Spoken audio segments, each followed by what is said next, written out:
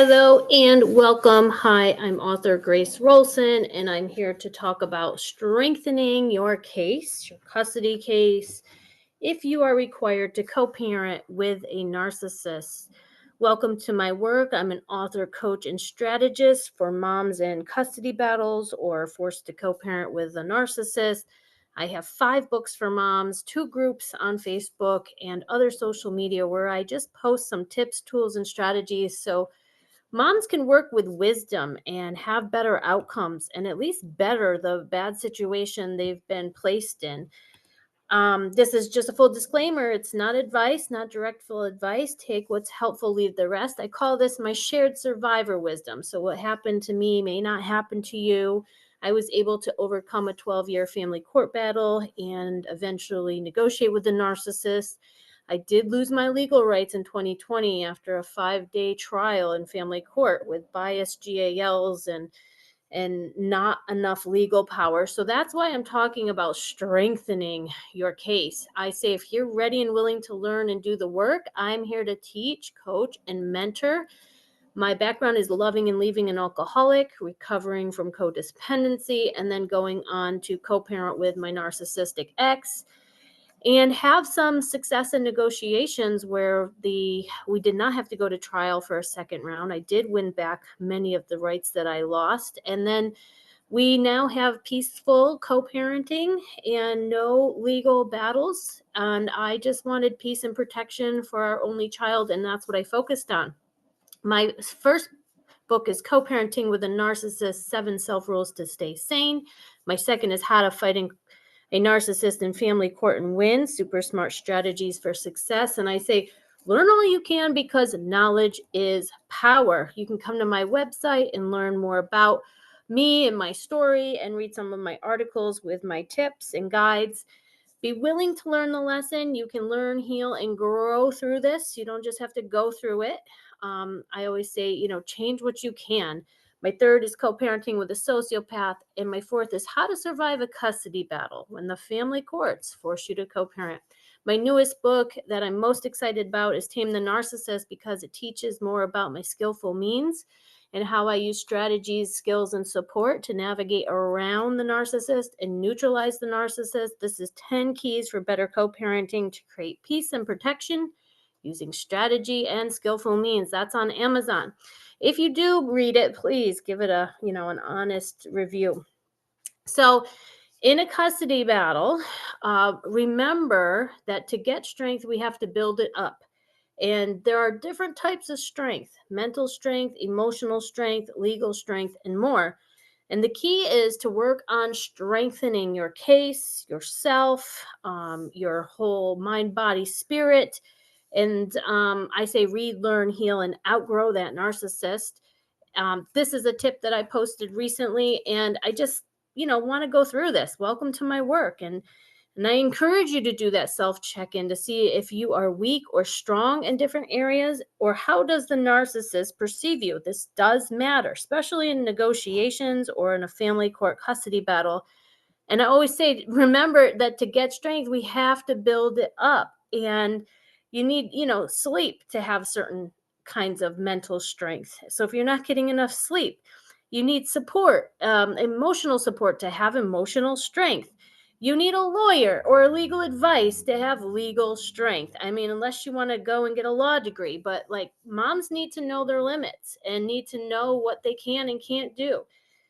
I see a lot of moms trying to do it all and be it all for their custody case, and they get burnt out. I mean, they're burning the candle at both ends because they're trying to be a mom, co-parent with a former abuser who's now doing post-separation abuse. So they're getting what I call co-parenting abuse. And then there's no time to do the healing work because the children are all, abused, narcissistically abused and traumatized. So they're trying to help children through having a parent so toxic and damaging. And so the key is to work on getting the strength and the support. And I always say that knowledge is power. So strengthen what you know about family court. You can read my books 1 through 5 and learn a whole lot of, like, it's not a straight line to the judge. It zigzags. The narcissist will lie and twist things that you think are for you. They'll use it against you. And so we have to think strategically, and like, do you have good documentation? Is that a strength or a weakness? Are you organized in your documentation? Are you documenting what matters to the judge and to your case? Or you're just documenting everything that bothers you, and then you're overwhelmed with your documentation? So I talk to moms about documenting strategically. I also talk about boundaries and setting boundaries with ourselves. So one of them is on around social media. I always say, assume that social media will be used against you. And family law lawyers will tell you this. So be smart and don't post all your custody case details, and be careful. This is my Navigate the Narcissist co-parenting video course. It's like a self check-in of where are you getting support? Are you doing your healing work? How strong are you mentally? I had a DV counselor, which is domestic violence counselor, for all the post separation abuse and legal abuse. I had a therapist. I had sponsors in Al-Anon and CODA and ACOA recovery programs to pick up the call. I had pastors from churches that were non-denominational, and I had groups that I attended, like nonviolent communication groups, and I attended groups, support groups, DV groups, and strengthened myself so I was emotionally able to handle going to battle with an ex. So I give moms tips, tools, and strategies here, and always encourage you to find a safe person to vent to. I do limited strategy sessions. I'm not a therapist, and I'm not a DV crisis worker. I'm a strategist, and I find resources. I've been very resourceful in my case, which helped me strengthen my case. One of the things I talk about for moms is, if you can't ask for help, that can be a weakness. So asking for help is a sign of strength, not weakness. But asking for the right help, the right support that's safe and confidential, and having someone regularly to vent to that gets it. Like one of my best tips was finding the experts, people that know narcissists in family court, and using them as my guides and mentors. At the end of the day, though, every case is different, and I had to tailor it to fit my situation.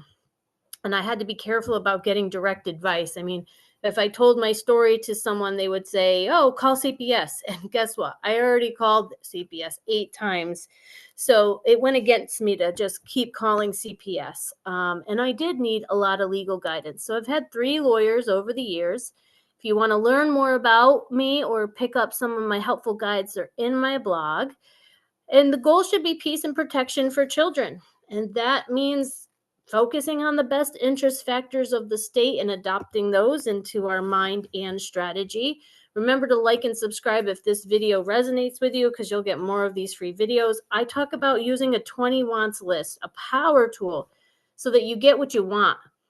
And, contrast can bring you clarity. If you've got a lot of what you don't want, you can then go from there and write the opposite, what you do want. I have guides on how to prepare for family court when dealing with a narcissist. I have a guide on self boundaries and how to gray wall a narcissist, where you're putting a castle and a curtain all the way around you, mentally, emotionally, physically, spiritually. You can read a little bit about that here. And gray walling is not about stonewalling a narcissist. And it does have a little bit of being boring and businesslike and bland. But there's a whole nother methodology that I've developed that is really helpful. There's another thing of, are you healing from narcissistic abuse, or are you just always being re-traumatized, re-triggered, re-abused, and not getting that wall around you so that you can heal? So we have to take time off of narcissistic abuse to do healing from narcissistic abuse. I have a free Navigate Around the Narcissist newsletter for moms. You can join that in the link and comments below. Just send out it comes with a free podcast. If you want to learn more, I have a video strategies for dealing with a narcissist. I have a guide of 20 legal strategies that we used. We had to switch strategies and be flexible and adaptable. Because when he zigged, we had to zag sometimes. And I did that with a family law lawyer. And I say, don't allow the narcissist to terrorize you using your fears, which means we have to face them, overcome them, strengthen things around us, believe in ourselves, educate ourselves, and get strategy partners. Otherwise, we're just being re-abused, re-victimized throughout the whole co-parenting requirement that the courts put us into. If the narcissist has all these tricks and tactics and traps and manipulations, we have to have strategy skills and rules with ourselves. The co-parenting video course has 11 videos that just walks you through thinking about your case and looking at where it might be weak, where you might be strong. And when you're talking to court professionals, you don't want to just say everything that's wrong. You want to make sure you are speaking about your strengths too. A narcissist always fluffs their own feathers, and it goes great impression management with new people who are unsuspecting of what's truly going on. So moms often don't talk about how good of a mom they're being. Remember to believe in yourself as a mom. I have a Get the Right Lawyer guide with a 20-question attorney interview worksheet included. Read my guide before you do attorney interviews. Understand what matters, what questions to ask. There's, if you can't afford a lawyer, what questions you can ask.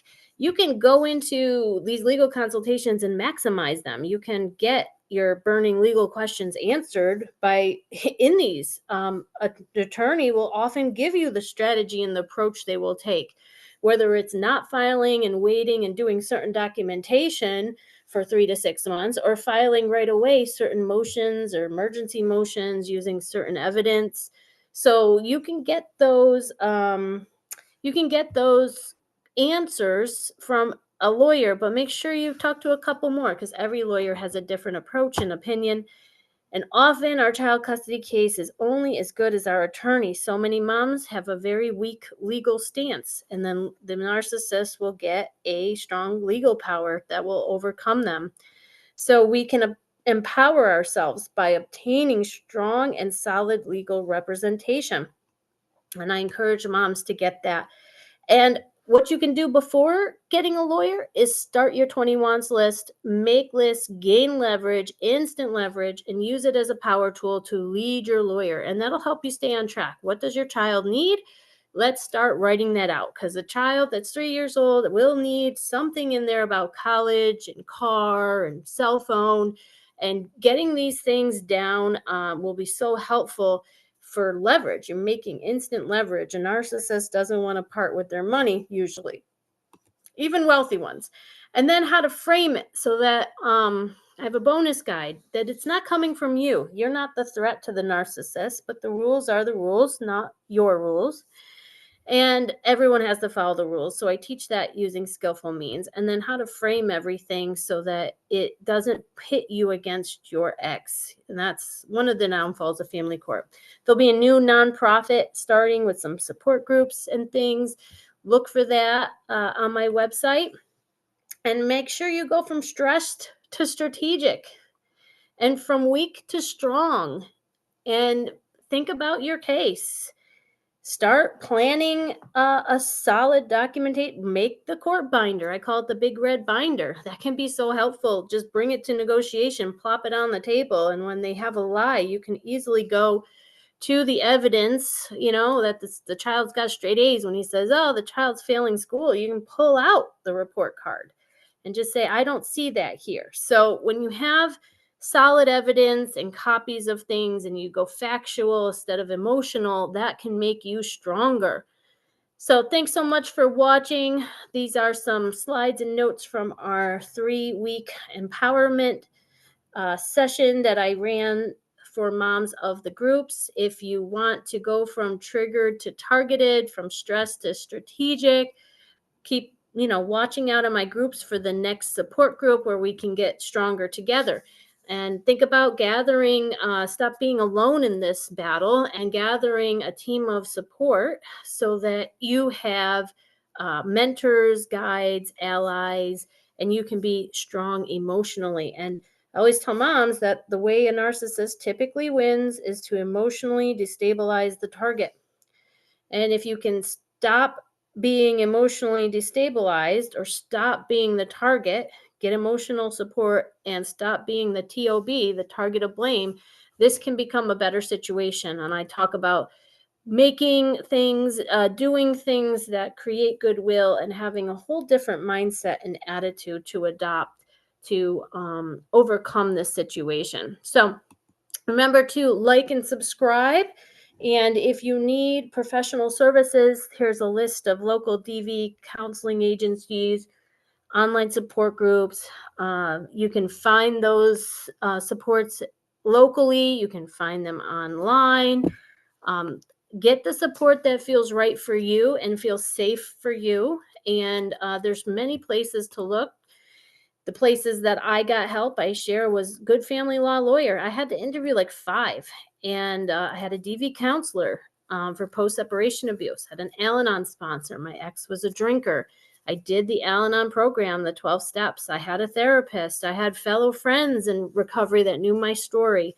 I had a trusted pastor. I went to different churches until I found somebody for the spiritual side of things, because it did feel like a spiritual battle of good versus evil at many points, especially when I was telling the truth and he was lying.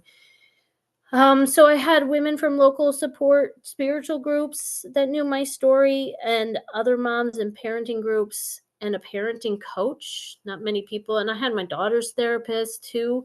So if your child doesn't have a therapist, that can be a great source of emotional support. Not that you should use their therapist for that. You should really have your own if it's safe for you to have a therapist or a coach, a strategist, like what I do now. Remember that to be emotionally strong, we do have to heal and have boundaries in place, boundaries with ourselves, not some boundary crossing person that'll just keep traumatizing us. So like there's places you may not go. You might not answer the phone calls. You might be texting or just referring to the family wizard or talking parents app and not answering the calls and getting abused, or bringing someone to child transfers or getting supervised transfers in place. So there's ways to protect yourself so that you can do the healing. And when your child's with the father instead of home stressing and fretting, and you might be able to go to a meeting or do an online Zoom recovery program meeting. So check the back of my books for other healing programs that I used. And think about using skillful means when you're communicating with the narcissist, pushing up against the bully, going toe to toe with a bully. I don't recommend that, especially if you're feeling weak and vulnerable, or, you've got young, vulnerable children that you are trying to help and protect and prevent abuse. So work with someone who understands the whole dilemma. And I always say getting legal advice is strength. And there's 25 key phrases that you can just read them and understand the mindset that is needed to stop hitting yourself against the narcissist. You don't want to create in the narcissist's mind the enemy to destroy, who to win against, who to beat. That is not okay that family court does that and lawyers do that. It really should be, this is a family dynamic that needs to be healed, and or keeping victims separate from their abusers and protecting vulnerable children from abusive people, but we're not there yet. And so there's ways to manage this better than some of the horrible outcome cases that I see and I had happen to me. I do have 5 factors that made the narcissist stop co-parenting abuse, and one of them was getting legal strength. Think about it, how that can really put off somebody's advance if you have a strong legal stance. And I have a new Spotify podcast. If you're listening, thanks for listening. I have 3 keys to detach from the narcissist. I have a 3D approach where you discuss, you document, and then you detach. Because holding on to all of the injustices can really enrage you and inflame you. And a lot of us get sick just from having to co-parent or with a narcissist or be in a custody battle. So remember to use skillful means, be strategic, get support so that you can go from stress to strategic, and find that lawyer that can advise you, guide you, even if you can't afford them, you might be able to afford like sessions to plan with them or afford them for a trial. So think about that. Don't just assume you can't afford a lawyer.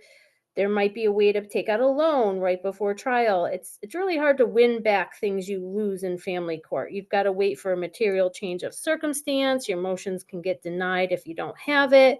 And remember, narcissists are tricky and lie, and they often have the money and we don't. So if we're at a disadvantage, we have to find ways to get resources and support. Remember, knowledge is power, and so is preparedness. How prepared are you for family court? You got the big red binder. Find my guide on how to prepare and start that.